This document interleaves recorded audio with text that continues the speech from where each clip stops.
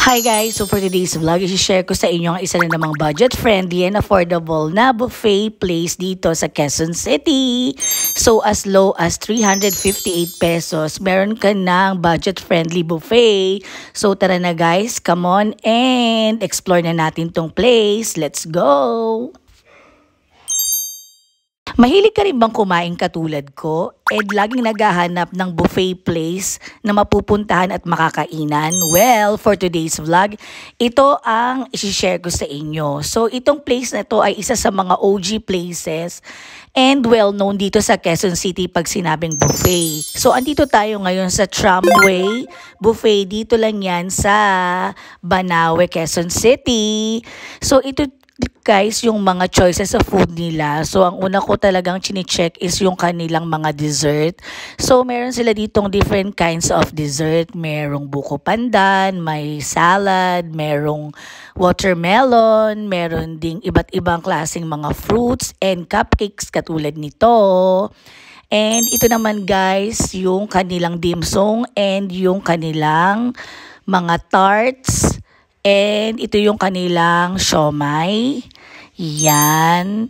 And yung kanilang famous and masarap na buchi. So, isa yan sa mga bestseller and favorite ko dito. So, ito naman yung soup. And ito naman yung California maki. And I think ito ay corn soup. And then, meron pa dito sa kabilang side. So, ito yung kanilang mga plates.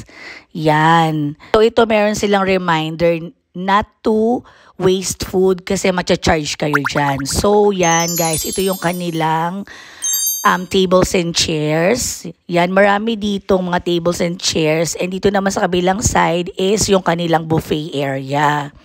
So, yan. Pag sinabing tramway, is talagang masasatisfy kayo dito sa kanilang mga buffet choices. Mostly, ang mga food choices dito ay Chinese food. Yan. So, ito yung first plate ko, diba? Ang dami. So, ito guys, hindi ko talaga to pinapalagpas itong buchi na to kasi isa yan sa mga favorite ko at masarap yung pagpe-prepare and pagkakaluto ng buffet nila dito sa Tramway. So, yan yung kanilang bestseller na chicken. Yan no, and then yung kanilang fried siomai, and then dito yung kanilang cropek and iba't ibang klaseng salad. So sa salad pa lang is mabubusog ka na talaga. So ito rin yung kanilang sweet and sour pork and yung kanilang famous na pansit canton. And meron din silang, I think chop suey ito. And yung kanilang fried rice dito sa kabilang side. Yan no, paubos na nga oh. Pero mabilis rin silang mag-refill. And then, ito again, yung kanilang buffet setup.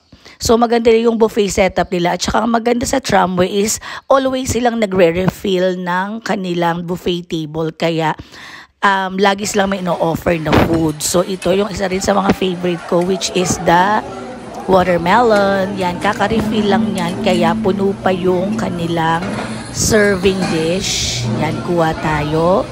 And kumuha na rin ako ng coffee jelly and ng pandan jelly. Yan. Diba? It looks good and so yummy. So ito naman guys yung kanilang macaroni. Coffee jelly. Yan naman mga iba't ibang klaseng mga jelly rin. I think lemon jelly yan. And then after kumain, yan, nag-order rin ako ng tea. Yan, para pampababa ng kinain. So, yan. I-pour na natin yung hot tea dito. So, one for me and one for my hubby. Yan.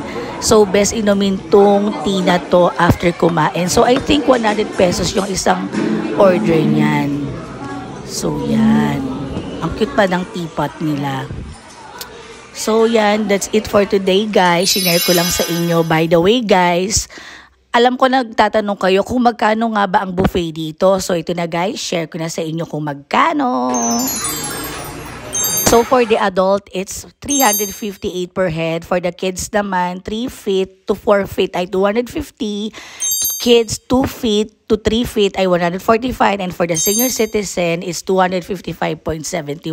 As well as for the PWD. So, ito yung updated rates nila as of August 1, 2023. I hope it helps you. So, I think itong Tramway Buffet na ito Pagdating talaga sa Chinese buffet, isa to sa mga binabalik-balikan dito sa Quezon City. And it never fails. Pag nagka-crave ka talaga ng budget-friendly na Chinese food, this is the place for you. Thanks for watching. Subscribe to my channel, Froggy Bear Travels. Bye!